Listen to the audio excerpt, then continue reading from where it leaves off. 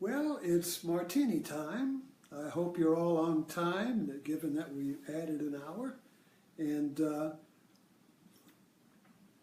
we'll pick up with some ideas that we had yesterday. I've got a nice, strong connection now with the AT&T unlimited data, and I have a little hot spot in the room here. So the signal is real strong. And if you remember yesterday, we had a good time talking about the unicorn in the garden. Remember we talked about the unicorn in the garden and how you catch the unicorn with a virgin, put a virgin in the forest, and a unicorn will come and can't resist, puts his head in her lap, and then the townspeople can come and catch him and put him in the garden, and the garden grows. The earth is restored, the Garden of Eden is returned, and we find ourselves back in the garden. But first you have to catch a unicorn, and so so we need to look into this a little more and see how you catch a unicorn. And what is a unicorn? Well, first of all, it's a metaphor. There's not a real unicorn, looks like a horse with a horn in his head. It's a metaphor, which means that it is a workable formula that you can use in your life as a story, you see. And so I was just watching Midsummer's Mysteries, which is really a long-running British mystery. It's on Netflix about this inspector called Barnaby in a imaginary town, or a composite of English towns called Midsummer. And the formula for the mystery is that there is order, then there is disorder, there's a murder, and then the inspector has to find the unicorn. In other words, he has to restore order to the garden. You know, English love gardens, all manicured and trimmed, and every weed plucked. So that's the garden, the restored garden. They restore the garden through order, imposing order, you see. And so the inspector has to find an insight to restore order. And so he works, he collects, and he can't figure it out. And and then towards the end, he's doing something, doing a crossword puzzle. Somebody says something to him, and he goes, aha, and he goes running out of the house and goes arrests the criminal. That's a unicorn. It restores order. It makes the world bloom, you see. It makes everybody happy. Everybody can return to normal because that chaos, you see, has been removed. That dark blot, that disturbs the order. The English don't like to be disturbed. The order should not be disturbed, you see. And it's always being disturbed. Because when you impose order, you also impose chaos. In other words, there is a dance between order and chaos.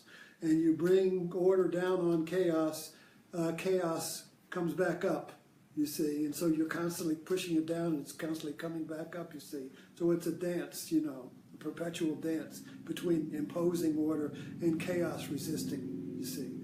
We can see this acted out in all marriages. It's acted out in my marriage. But so the question we're looking at here today is, how do we invite a unicorn or an insight into our garden?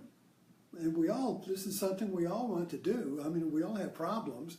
We all want to fix things. Either it's a machine or a recipe or anything. We're always in the process of having a problem with our order, that something is not fitting into our order. We have a problem, and we need to find a unicorn or an insight.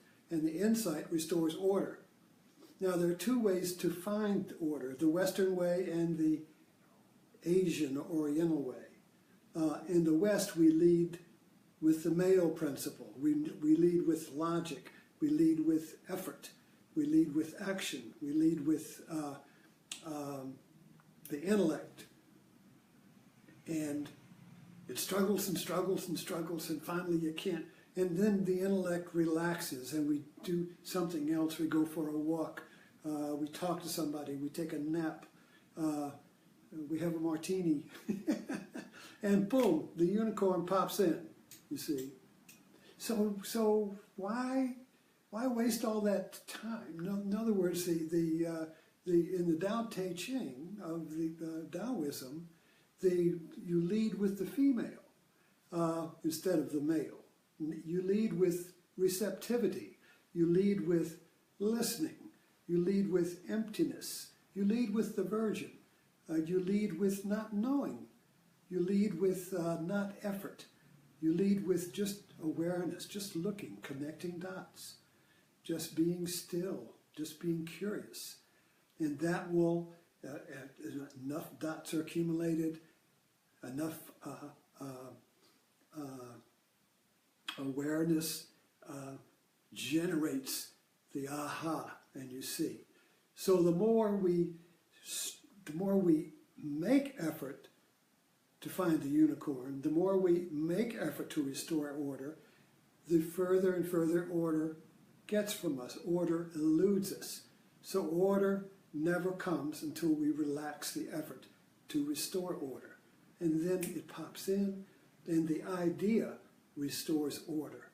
The idea, that's the unicorn, integrates everything, the chaos and the order, and restores a greater order than there was before. So this is an evolutionary process here, where you have order, chaos destroys it. Now you have to find a greater order that incorporates the chaos and the order, because you can't get that chaos back in the box. So you have to come up with an insight or a single idea that integrates the chaos and the order into a new world order, and that's a unicorn. And so it's a dynamic process. It's not a static thing. So the Garden of Eden is not a static place. It's a dynamic unity. We're always creating the Garden of Eden through the relaxation of order to restore the garden, allowing a single idea, an insight, a revelation to come into the mind, and everything is integrated then, you see. Aha. But then this is the dynamic unity. So then everything is always changing, so new elements come in. And the order has to keep incorporating new elements of change. You see, it's a dynamic universe, not a static universe. It wasn't created once and then that was it. It's a dynamic creation. So it's always creating itself. And so when we can surrender to that ongoing creativity, we're constantly finding ourselves in balance with change, instead of resisting change with our previous order that we're holding on to. This is in politics, it's in the history, it's everywhere. We restore it, we have order, then we hold on to it, but everything is changing, and so new elements of destruction to that order come in, and then we hold on to the order more, put up walls, try to keep the chaos out, and the tension builds, you see, between my little walled-in order and the growing change of reality, and finally the walls of Jericho just crumble and the new order evolves. So it either evolves whether you invite it or not. Life evolves, change evolves, so the best way is to learn how to participate with it, and instead of being dragged kicking and screaming to change, you see. So let that be our martini for today, and we'll see where we pick up tomorrow. Oh, don't forget tomorrow morning, Buddha's in your landfill, or your moment of Zen.